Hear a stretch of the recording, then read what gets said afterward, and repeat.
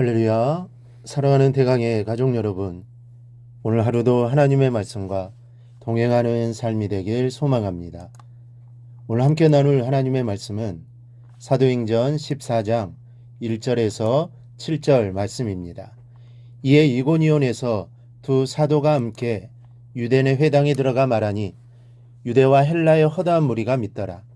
그러나 순종하지 아니하는 유대인들이 이방인들의 마음을 선동하여 형제들에게 악감을 품게 하거늘 두 사도가 오래 있어 주를 힘입어 담대히 말하니 주께서 그들의 손으로 표적과 기사를 행하게 하여 주사 자기 은혜의 말씀을 증언하시니 그 시내의 무리가 나뉘어 유대인을 따르는 자도 있고 두 사도를 따르는 자도 있는지라. 이방인과 유대인과 그 관리들이 두 사도를 모욕하며 돌로 치려고 달려드니 그들이 알고 도망하여 루가오니아의 두 성 루스드라와 더베와 그 근방으로 가서 거기서 복음을 전하니라. 아멘. 육신의 질병에도 불구하고 바울은 온 정열을 다 바쳐 바나바와 함께 비시디 안디옥에서 목숨을 걸고 전도했습니다. 그러나 이를 시기한 그곳 유대인들의 선동을 받은 기부인들과 성내 유력자들에게 쫓겨 결국 다른 곳으로 전도지를 옮기게 됩니다. 그것이 바로 본문의 배경이 되는 이고니온이라는 곳입니다. 이곳은 비시디 안디옥에서 144km 정도 떨어진 곳으로 다메섹보다 더 오래된 고대 도시입니다. 오래된 날에 이 도시를 지배하던 난나고라는 왕이 있었다고 해서 난나고 때부터라는 말이 태초로부터라는 뜻으로 통할 정도로 오래전에 건설된 도시가 바로 이 이고니온이라는 이 도시였습니다. 본문은 바울과 바나바가 이 도시에서도 여전히 복음을 증거했다고 전합니다. 비록 안디옥에서 핍박을 받고 쫓겨났지만 거기에 굴하지 않고 복음의 사역을 굳건히 계속해 나간 것입니다. 그런데 상황이 더 심각했습니다. 5절을 보면 이방인과 유대인과 그 관리들이 두 사도를 모욕하고 돌로 치려고 달려드니 잘못했다가는 죽을 뻔했던 것이죠. 이 생각해 보면 여러분도 충분히 짐작할 수 있는 부분이지만 본래 도시화가 될수록 법이 분명하고 법이 질서를 유지합니다. 그러나 반대로 문명하고 멀어지면 멀어질수록 그만큼 법에 대한 개념이 희박해지고 법을 지키려는 성향이 사라지게 됩니다. 법을 무시한다기보다는 법의 구속을 덜 받기 때문에 매사를 사람들이 그때그때 적당히 처리하게 된다는 말입니다. 그래서 법보다는 사람들의 마음이나 감정에 따라 일이 처리됩니다. 오늘 본문을 보니 바울과 바나바가 이고니온에서 바로 이런 상황에 놓여 있었습니다.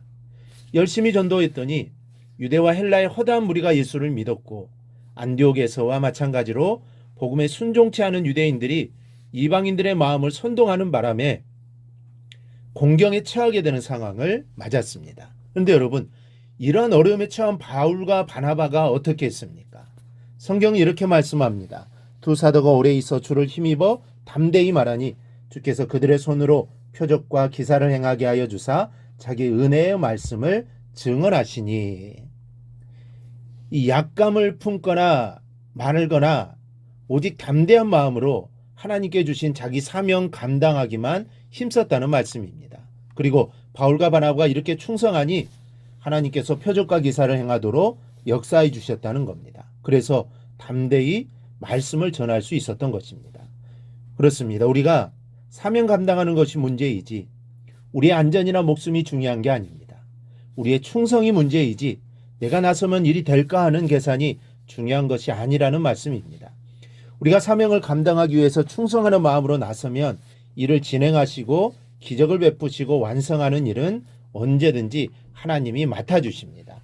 충성은 우리의 몫이요 일의 성사는 하나님의 몫임을 알아야 합니다. 그런데 또 하나 잊어서는 안 되는 것은 이미 어려움을 당할 만큼 당했고 또 그럼에도 불구하고 충성하니까 이제는 아무 염려 없겠지 하는 생각은 금물이라는 점입니다. 바울과 바나바는 바로 이런 상태였는데도 불구하고 하나님이 표적과 기사를 행하게 하셔서 믿는 사람들이 핍박하려는 사람들만큼 많아졌음에도 불구하고 돌에 맞는 일을 당할 뻔했습니다.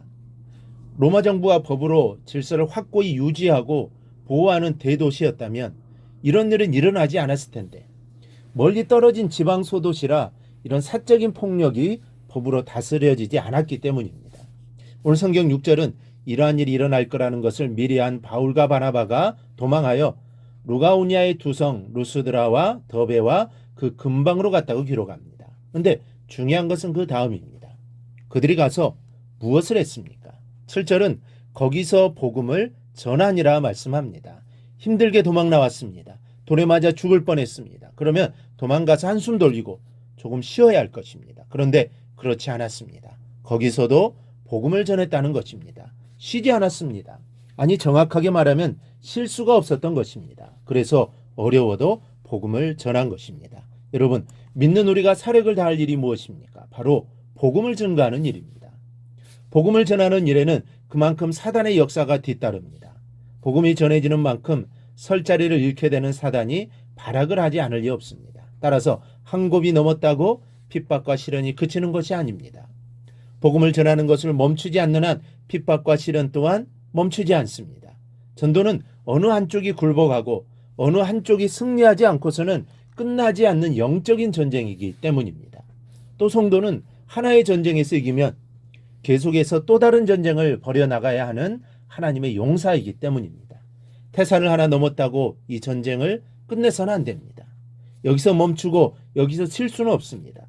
태산을 넘어 험곡에 가더라도 바울과 바나바처럼 죽기까지 이 전쟁을 계속해 나가고 이겨나가야 합니다.